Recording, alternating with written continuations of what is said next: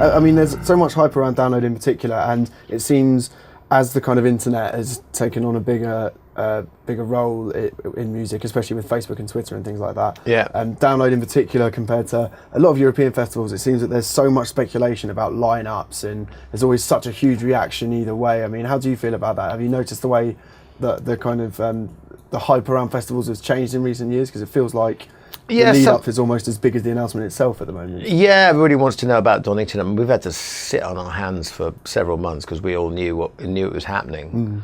You'd hear people sort of like going, so wonder who is going to be at Donington this year. You sort of go, Sure. It's very exciting actually. There's only a few bands really that can make a big fuss when you go to a place like that, and partly it's what they're doing. If a band's been doing festivals over and over and over and over again, every summer they come round, it's them again, you lose a little bit of that excitement. So it's always it's a neat trick if you can manage to keep the level of excitement up. And in part, I think it's because we're doing this set as well.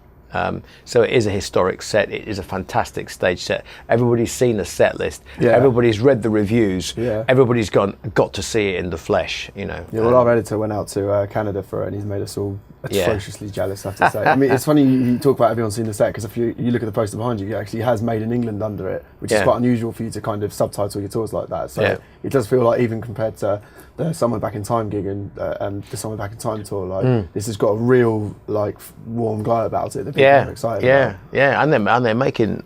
Okay. I thought there might be the motorcycle on it. I was going to say the motorcycle. Yeah, there was a motorcycle, wasn't it, on the original Maiden England? That was, cover. Yeah, I'm sure that will come. It looks like they've even kind of made the dog a little bit Eddie-ish, dare I say?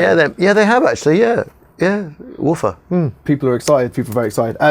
So what can you tell us anything about the show? Obviously, like you said, people have been seeing the show going through over in the States. We've been glued to the videos for months. But you're watching it on YouTube. Exactly. And nothing can prepare you for like, whoa, and the fact that when the flames go off, that it's like Scorchio to about the 40th row. They go, blimey, you really feel it's quite a visceral experience seeing this show. Yeah, I mean, is there anything you're looking to add to it, or are you just going to kind of keep that package because it's obviously a huge? Well, we see what we get. I mean, we can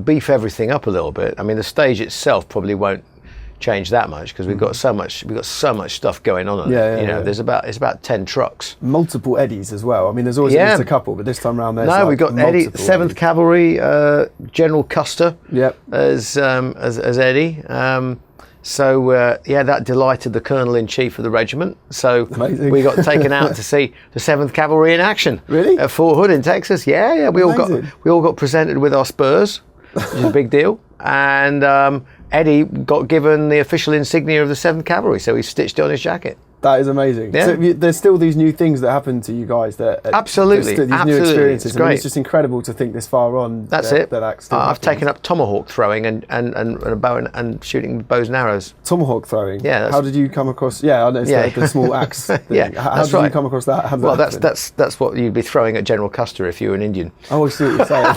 Fair enough. I like that. That's really cool.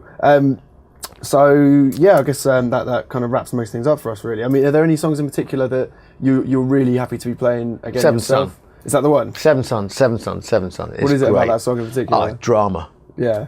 Drama, Absolutely. I like dressing up anyway.